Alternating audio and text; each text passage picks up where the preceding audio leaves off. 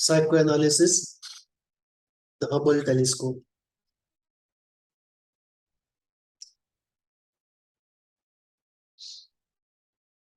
The Hubble telescope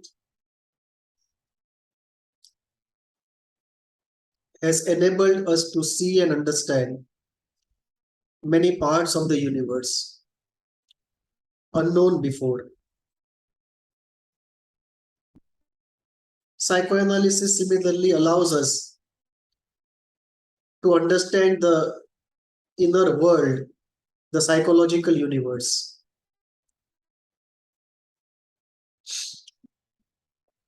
It is like a Hubble telescope turned inwards at the inner world to see into distant galaxies, distant stars of the inner world. And just as the Hubble telescope reveals to us that all parts of the universe are not the same, at different distances you find different entities and phenomena. Similarly, psychoanalysis also reveals to us that the inner world is not a homogeneous world. It varies over age, varies over distance you go inside, how elemental you go. And today what we'll take a look at is how efficient is this Hubble telescope psychoanalysis turned inwards. We will take an analogy from the Hubble telescope and reflect upon the state of psychoanalysis.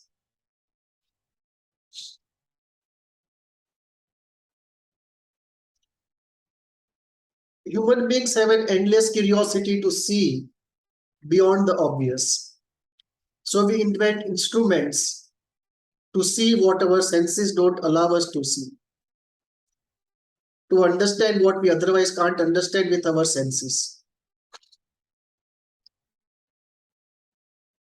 Extending our range and access are our telescopes outside and inside to explore this fascinating universe.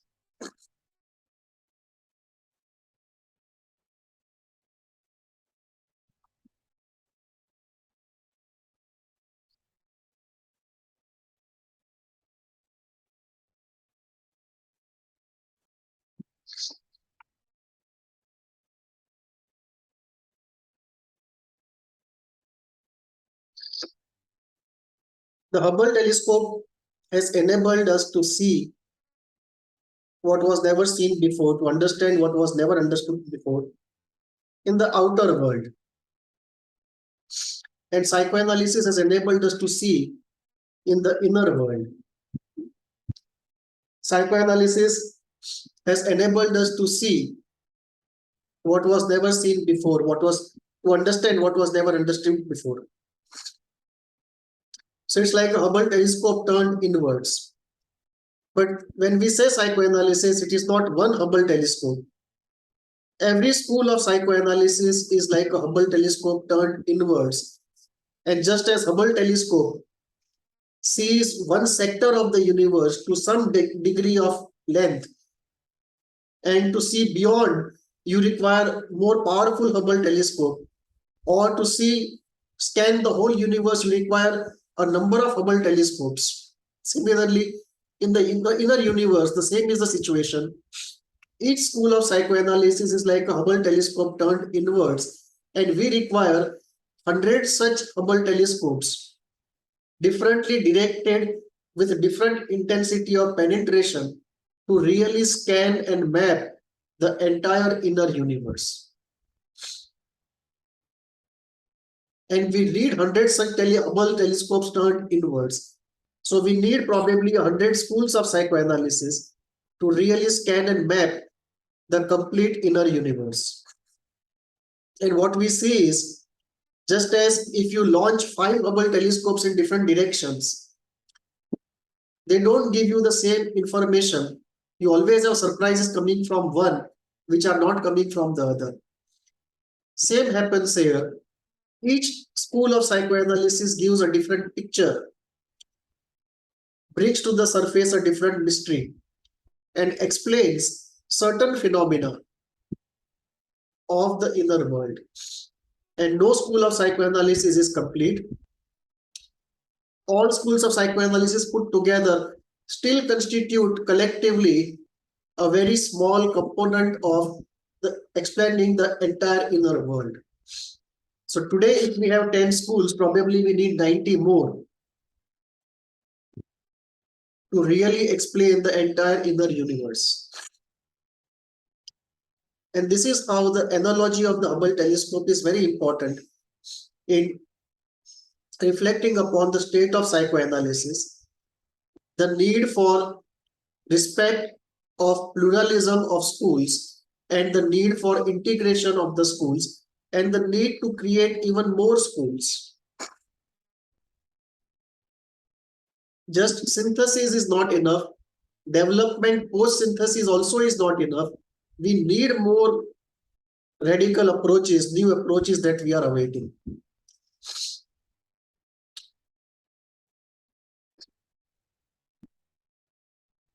This then creates a question: are all Hubble telescopes alike, or are they different?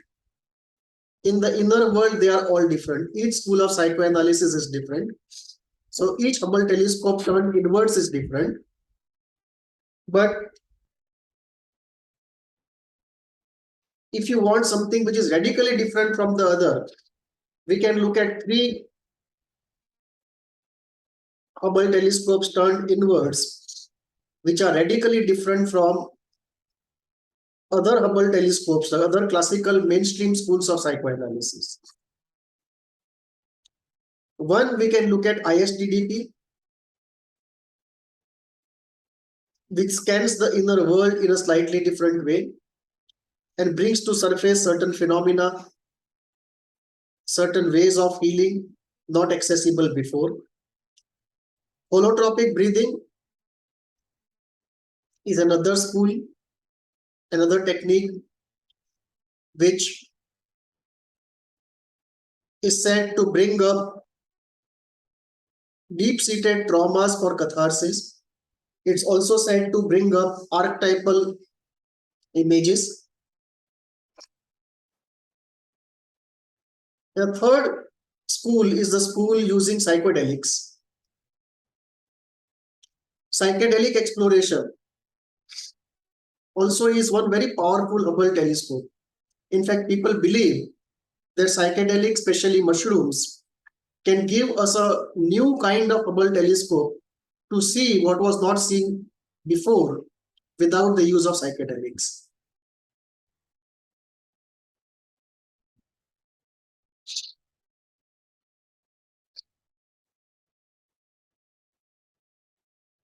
People believe that psychedelics can be a super Hubble turned inwards.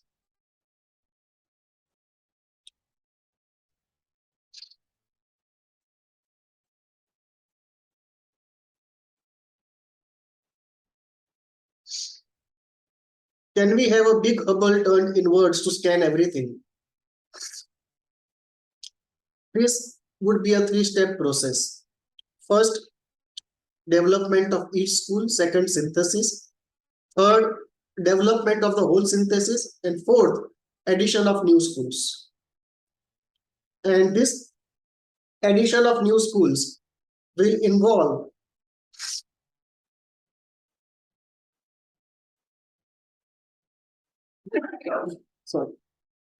which will involve certain schools from the East.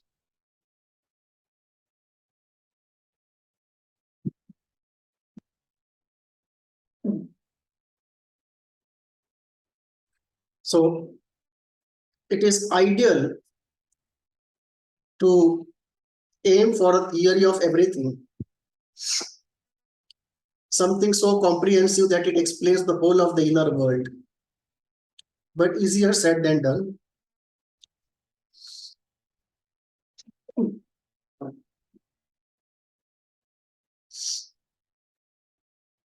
For a long time, we will have many Hubbles, even as some smaller Hubbles synthesize into slightly bigger ones. But for a long time, it's unlikely, although ideal, to have one theory of everything to explain everything.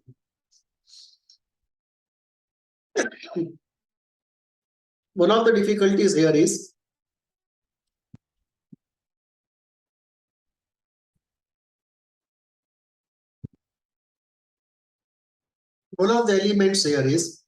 unless we put together the Eastern Hubbles and the Western Hubbles, Eastern schools of psychophilosophy and spirituality, and Western psychotherapy schools, unless we put them together and start theorizing at more elemental levels involving epistemology, we won't be able to really create big Hubbles,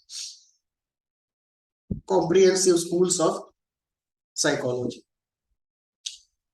And if we are ready to do it, then we end up with something which is not only psychology, but a mixture of philosophy and spirituality. And it would have both. That composite construct would have both a clinical application and a non-clinical application. I have tried to do it in my own model of the mind called HEAT, Holistic Elemental Analysis and Therapy. In this, I have tried to combine East and West, go elemental, involve epistemology, and then account for psychopathology and general working of the mind. And it is some approach like this which will go into confluence of different approaches to the mind that will bring us a more comprehensive theory of the mind, more comprehensive theory of pathology, which will include all that we have today and add to it.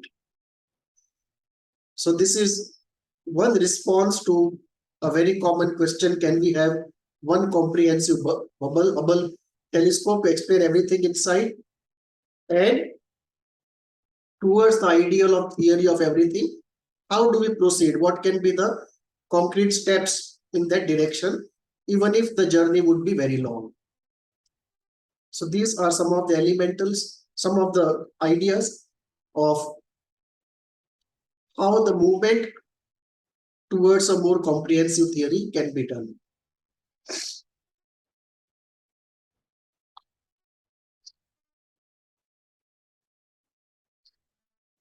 Can we involve knowledge from spirituality and holistic healing? We can. Difficulty would be to convert that knowledge into empirical knowledge. So we'll have to empirically validate what has been collected by direct experiential observational journey. So the inner world and the inner knowledge about the knowledge about the inner world in the East primarily is out of experiential observation, experiential journey.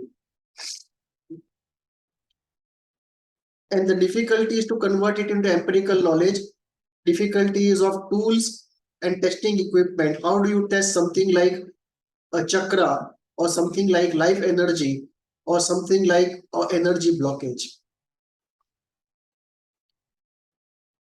Short of empirical understanding, we have internally consistent systems like Reiki, pranic healing, Tai Chi, Chinese medicine, acupressure, acupuncture, some of the yogic ways of healing, tantric ways of healing, Ayurvedic ways of healing. So that is a endeavor to be done, converting the traditional knowledge into empirical, in the process also refining it.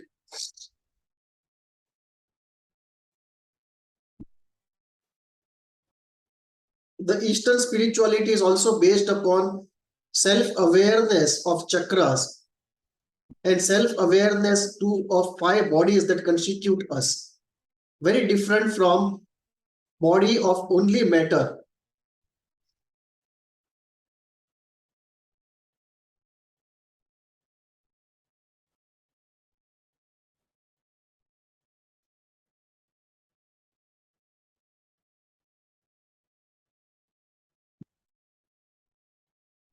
That we see in the Western paradigm.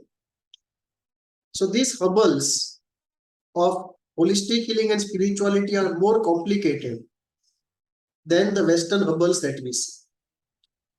And in Hindu spirituality, there's a constellation of Hubbles. Different schools of psycho-spirituality put together, creating a kind of comprehensive view of something, not comprehensive, but enlarged view of something. Let me not say comprehensive, enlarged view of the inner world. Some of the wider schools that see the widest are the school of yoga and tantra in Hindu spirituality. And in yoga and tantra, they have multiple Hubbles of their own, which they try to put together in a philosophical way. And if somebody can put them, both of them together, it creates a much larger Hubble.